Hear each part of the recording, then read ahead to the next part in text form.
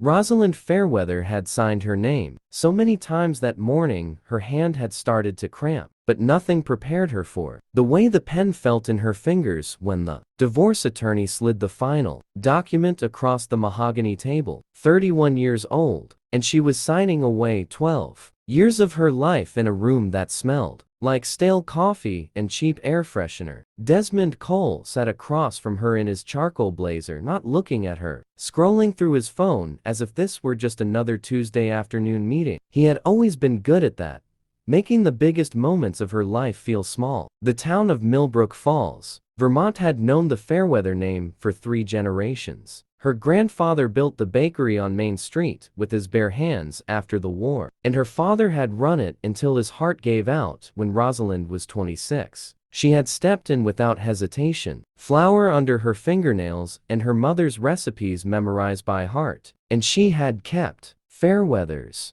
bakery alive through 2 brutal winters and a recession that closed half the shops on the block. When she married Desmond, he had insisted on merging the business paperwork under both their names. For tax purposes, she trusted him. She had always trusted him. She should have known something was wrong the day he came home, smelling like a perfume that wasn't hers. The divorce had been ugly in the quiet way that hurt the most.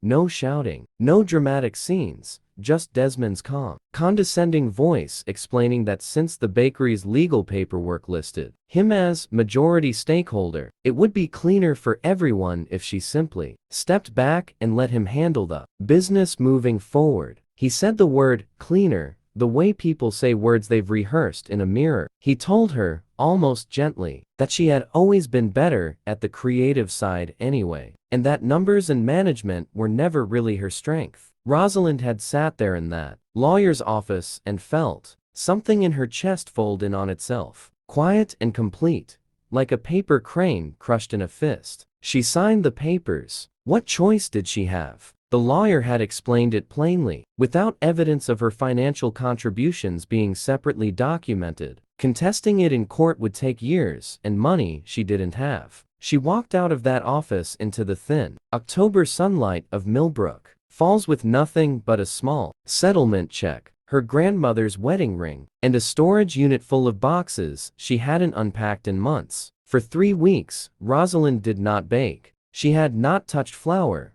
not cracked an egg, not turned on an oven since the day she signed away the shop her grandfather built. She rented a small apartment above the old hardware store, the kind with radiators that clanked at night and a window that looked out over the frozen creek. She told herself she was resting. Really, she was disappearing. Old friends called and she let it go to voicemail. Her sister, Margaret, drove up from Burlington twice just to sit with her on the couch and watch reruns of cooking shows neither of them cared about, because at least it filled the silence. It was Margaret who finally said the thing that cracks something open. "You built that bakery with your hands, Ross. He didn't take your hands." Rosalind didn't respond that night, but she thought about it for 3 days straight. On the 4th day, she walked past the old Hendricks mill on the edge of town, an abandoned brick building that had sat empty for 11 years, ever since the textile company that owned it folded. Broken windows, ivy crawling up the east wall, a faded, "for sale" sign leaning sideways in the frost-covered gravel lot. She had passed that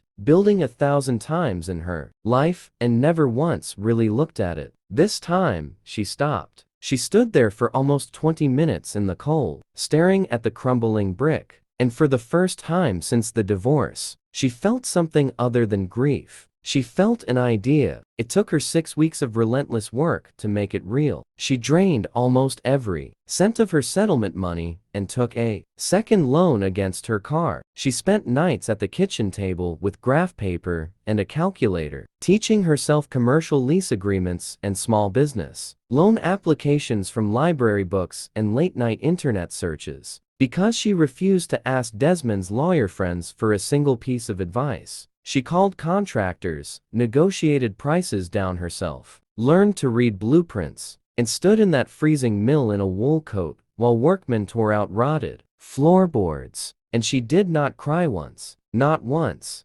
Word travels fast in a town of 4,000 people. Desmond heard about the mill project within the first 2 weeks, and true to form, he laughed it off at the diner in front of people who later told Rosalind exactly what he'd said. She burned through her settlement on a building with no roof. That's Ross for you. Creative. Not practical. He said it with the easy confidence of a man who had never once doubted that he was the smarter one in the marriage, the one who understood business, the one who deserved the name on the sign. Rosalind heard about it too, and for the first time in months, instead of shrinking, she smiled. She named the new bakery Wren and Rye after her grandmother's maiden name, refusing to carry the Fairweather name into a business that might again someday be legally tangled with a man's signature. Every recipe was hers, refined and reworked from her father's notebooks, but elevated sourdough made with a starter she'd nursed back to life from her grandmother's original culture. Cardamom rolls, a maple pecan tart that would later be featured in a regional food magazine. She hired 2 women from town who had been let go when the old Fairweather's bakery quietly began cutting staff under Desmond's cost-cutting management. She paid them fairly. She listened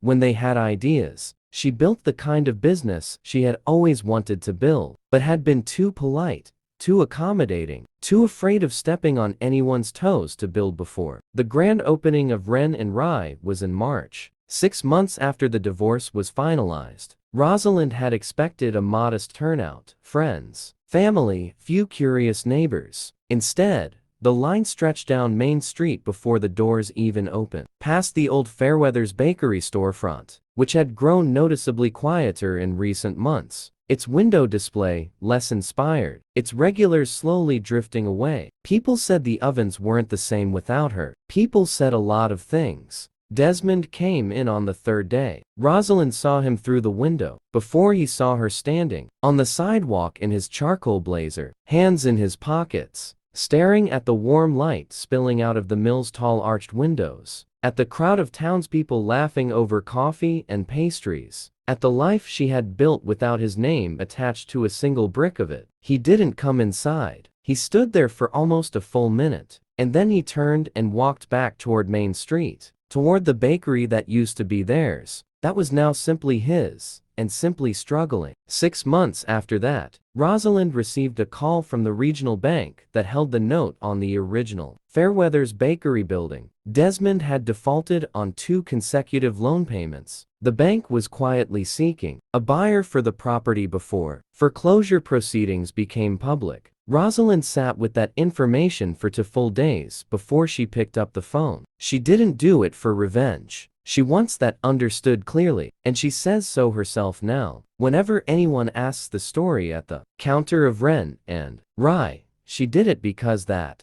building held her grandfather's oven, still bricked into the back wall, the one no contractor had ever wanted to remove because it was original 1952 construction and irreplaceable. She did it because some things deserved to come home. The papers she signed to acquire her grandfather's original bakery building were nothing like the papers she'd signed the year before. Her hand was steady this time. The lawyer across the table wasn't dismissive or rehearsed. He was her own lawyer, a sharp young woman from Burlington named Priya Anand, who Rosalind had hired the moment she decided to expand, and who had spent the last 4 months making sure every clause protected her. Every asset was documented in her name and her name alone. When Rosalind signed that second set of papers, she wasn't giving anything away. She was taking something back. She converted the original Fairweather's building into a second location for Wren and Rye coffee and pastry outpost that kept her grandfather's oven running exactly where it had always stood, exactly where it belonged, under a new name, in her own hands. Desmond moved away from Millbrook Falls within the year. Nobody in town spoke of it as tragedy. They spoke of it, quietly and without cruelty, as the natural order of things settling back into place. Rosalind still thinks about that first signature sometimes, the one that took everything from her on paper, but she thinks about the second signature more, the one where nobody told her what she was worth, because by then, she already knew.